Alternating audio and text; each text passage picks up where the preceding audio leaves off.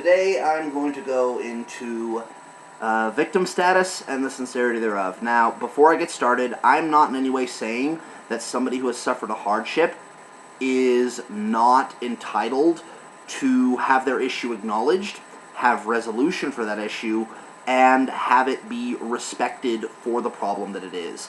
They are entitled to that, and I commend anyone who can come out and open up about a hardship they have suffered. These sincere and honest people are not the focus of my conversation today.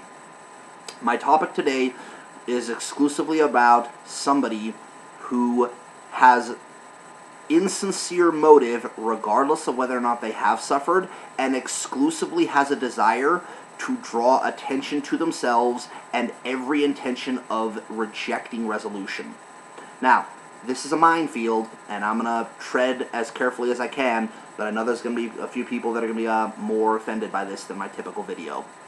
But this is something I feel needs to be addressed, because this has gotten so out of hand in society that there is a term for it, and that is called victim culture. And I do not want to demonize anybody who's suffering a hardship that wants to bring it to light. Those people deserve their resolution, they deserve their peace of mind, and I will never condemn somebody for wanting to seek those things.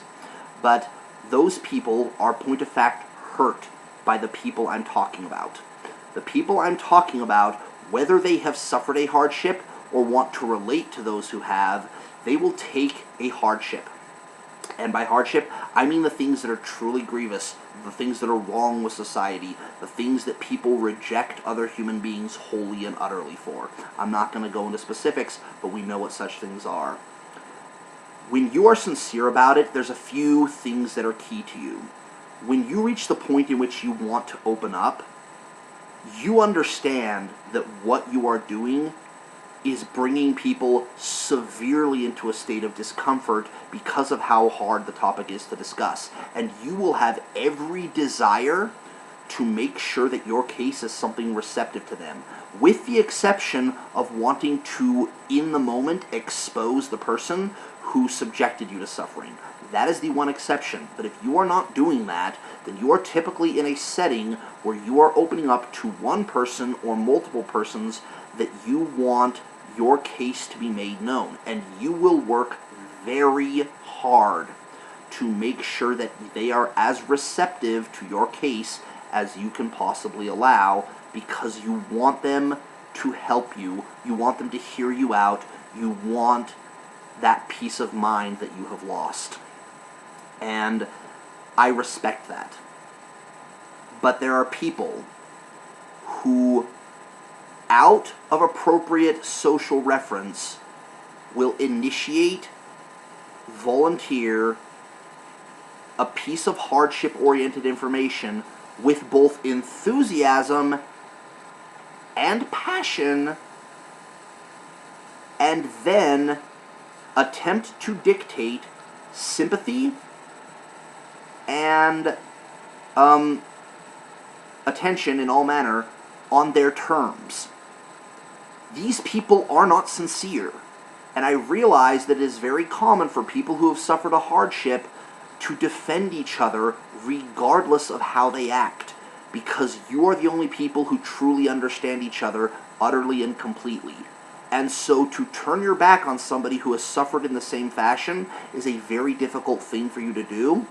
But if you advocate their ability to dramatically demand in such a passionate fashion that somebody acknowledge that they are initiating this attention and attempting to demand sympathy on their terms exclusively, that is not a standard you want to establish when making your case. If you permit such people to speak about your hardship in that fashion, they are unfortunately going to be the loudest and most pronounced voice. They are going to be the voice that becomes heard more than anyone else's. And regardless of how much you may want to attribute society's refusal to hear certain subjects on bigotry or racism or misogyny or whatever you want to label it as, if the loudest and most pronounced voice seeks attention first and foremost, and has varying degrees to include the utter rejection of resolution, and if they accept resolution, will not compromise with their appealing crowd in any way, shape, or form, society finds it very difficult to take you seriously. And not that they represent you, but unfortunately when they're the loudest voice, they get heard and you don't. So when somebody is in a victim status and they declare their victim status and they make that dramatic of an outcry, that's what most people are seeing, and that's the standard most people are holding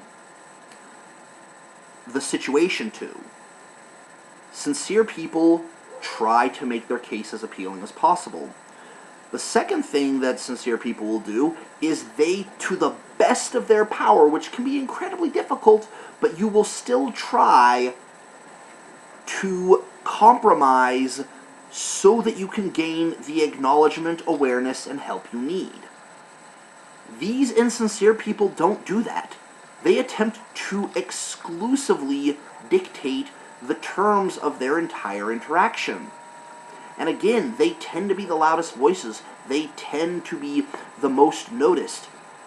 And when they do that, they hurt your ability to be taken seriously. Because unfortunately, we live in a layman society. The exceptional people are few, and you'll find the exceptional people that will see the differences between your sincere actions and their insincere actions.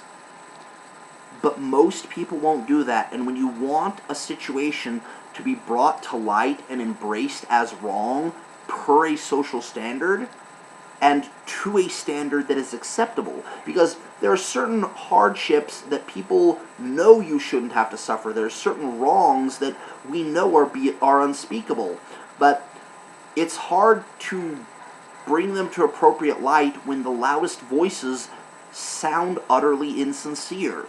And that's something you can't just dismiss on a slapping of racism or bigotry, because when you do that to the people who you're trying to appeal to, then they hear an insincere voice, you offend them by calling them insincere themselves, and all you're doing is alienating the people that would otherwise want to help you. If you are sincere and you've suffered a hardship, you need to accept that there are people who are putting you in a bad light. And regardless of the fact that they may or may not have suffered the same thing, you need to stand up to them. Every bit as much as you need to stand up to the people who will utterly resent you. Because there are people who want to help, and there are people who are just, jerks and want to ignore the situation and live their own lives mindlessly. But for the people that do want to help, they do need a voice that sounds believable. The gravity of an accusation alone isn't always enough to convince somebody. We have an entire judicial system based off the ability to prove your innocence before you are determined guilty. And it's kind of ingrained into our culture, even though we may not superficially enforce it much, that you need to make a case. Be the person to tell the other person that what they're doing is wrong. Yes, they've suffered, but so have you. And you can't let their poor actions dictate how seriously you will be taken. Hopefully you all took something from this. I realize it was a much more deep and hard subject than I usually do, but if you like, please subscribe. I got more to come.